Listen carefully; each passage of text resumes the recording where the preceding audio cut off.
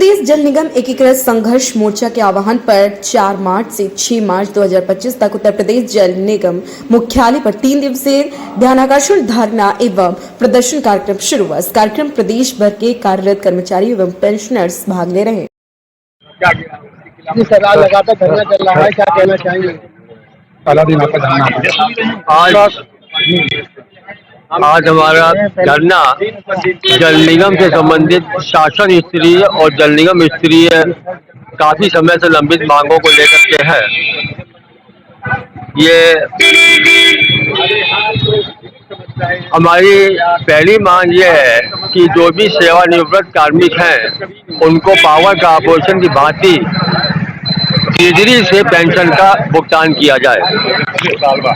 सन 2021 में amendment act के अंतर्गत जल निगम को 2 टुकड़ों में बांट के जल निगम नगरीय और जल निगम ग्रामीण का गठन इस उद्देश्य से हुआ था कि जल निगम की कार्य प्रणाली और रिजल्ट अच्छे होंगे, परंतु अफसोस है कि न तो इसकी कार्य प्रणाली में कोई इम्प्रूवमेंट हुआ, न ही कोई कार्यभार में बढ़ोतरी हुई, और जो हमारा इंजीनियर एमडी अकेले काम करता था आज उसमें 6 आईएएस बैठ करके भी उतना काम नहीं दे पा रहे हैं। तो हमारी मांग है कि पूर्व की भांति जल निगम को के दोनों घटकों को एक करके पूर्ववर्ती जल निगम को पुनः कायम किया जाए। तीसरा हमारा है कि सबकम वेतनमान गवर्नमेंट डिपार्टमेंट को 1/1/16 से मिला है। 9 साल गुजर गए और अब 8वें वेतनमान की भी बात चल रही है, और जल निगम को एक्ट के अनुसार जो भी गवर्नमेंट डिपार्टमेंट को सुविधाएं मिलती हैं उससे पैरिटी जल निगम के कार्मिकों को भी मिलनी चाहिए, लेकिन 9 साल गुजरने के उपरांत अभी तक जल निगम को सबकम वेतनमान अनुमान नहीं किया गया है। तो हमारी ये मांग है कि जल निगम में 1/1/16 से तत्काल सबकम वेतनमान लागू किया जाए। Sir 2 minute.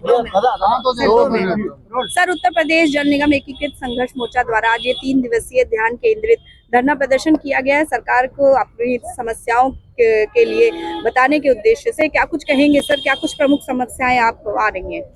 देखिए, उत्तर प्रदेश जल निगम नगरी में माह अक्टूबर 2024 से फरवरी 2025 तक 5 माह का न तो वेतन मिला है न पेंशन मिला है।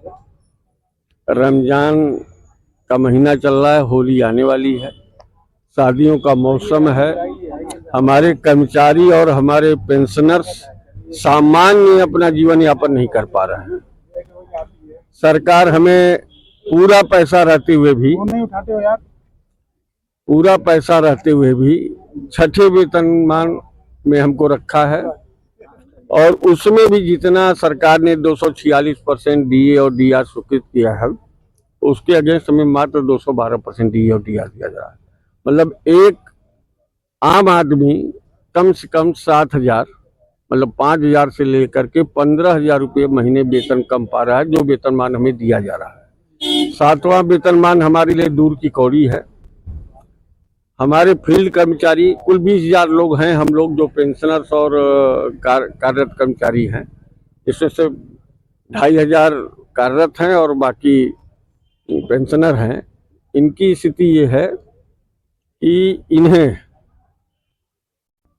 न तो कैशलेस व्यवस्था लागू है, न तो इनके लिए, और इसमें से करीब 4,141 नियमित कर्मचारी फील्ड जिनके लिए माननीय राज्यपाल महोदय ने 1984 में उनकी नियुक्ति तिथि से 5 साल बाद नियमित करने का आदेश दिया था, उसको एकदम धता बताते हुए, नियमों की धज्जी उड़ाते हुए, जल निगम निदेशक मंडल के आदेशों को दरकिनार करते हुए उनकी नियुक्ति तिथि के 5 साल बाद नियमित न करके किसी को 15 साल बाद नियमित कर रहे हैं, किसी को 25 साल बाद नियमित कर, 2011 से मान लिया कि नियमित करेंगे। अब आप हमें बताएं, जो कर्मचारी रिटायर हो गया, अब उसको 2011 से आप नियमित करेंगे तो उसको कौन सी पेंशन देंगे? ओपीएस आप देंगे नहीं, और एनपीएस आप इसलिए नहीं दे सकते कि वो रिटायर हो गया, न उसका जो जो उसका अंशदान है वो दाखिल नहीं हुआ, तो WPS में चला गया है मैडम, विदाउट पेंशन स्कीम में। जो हमारे करीब 500 आवेदन पत्र हैं मृतक आश्रितों के, 35 साल 25 साल 20 साल आदमी सेवा किया, वो एक्सपायर कर गया, उसके 500 के करीब आश्रितों को मृतक आश्रित अनुकंपा नियुक्ति 2013 से बंद किए हुए। पति है नहीं, माँ ने किसी तरीके से पेट काट करके बच्चे को पढ़ाया और दर दर की ठोकरें खा रहा। तो सर इन 3 दिवसीय धरना प्रदर्शन में क्या पूरी तरीके से कार्य का बहिष्कार किया जाएगा? नहीं, हम कार्य ये ध्यानाकर्षण धरना और प्रदर्शन कार्यक्रम है मैडम। आज पहला दिन है और हमने इसको 3 बार, अभी आज लखनऊ मंडल और कानपुर मंडल के लोग हैं, आ भी रहे हैं। हम दूसरे दिन हमारी धरने की एक्चुअल ताकत आपको 6 को दिखेगी।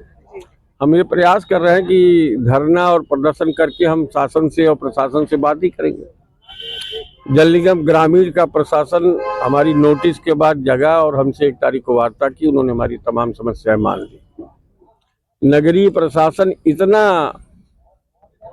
तानाशाही से ग्रस्त हो गया है कि उन्होंने हमारे नोटिस, हम कर्मचारी ही तो हैं उनके, हम उनके पेंशनर ही हैं, हम लोगों ने बहुत अच्छे अच्छे काम किए हैं और हमसे वो बात करना तक उचित नहीं समझते। समस्याओं का निदान क्या होगा आप समझ सकते हैं। तो 3 दिवसीय बाद अगर धरना प्रदर्शन बाद अगर कोई निर्णय नहीं आता है तो आगे 6 तारीख की शाम को मैम हम सारे लोग बैठेंगे, यही सभा से पूछेंगे कि इसके बाद क्या करना है। हम लोगों को उन्होंने अपना प्रतिनिधि चुना है, तो हमें सिर्फ इस आयोजन के लिए चुना है। करना क्या है वो तो स्वयं तय करेंगे। हम भूख हड़ताल कर सकते हैं, हम पदयात्रा कर सकते हैं, हम दंडवत यात्रा कर सकते हैं और कुछ नहीं करेंगे। जब मरना ही है तो भूख हड़ताल कर सकते हैं, जब बिना भोजन के मरना है तो वही करेंगे।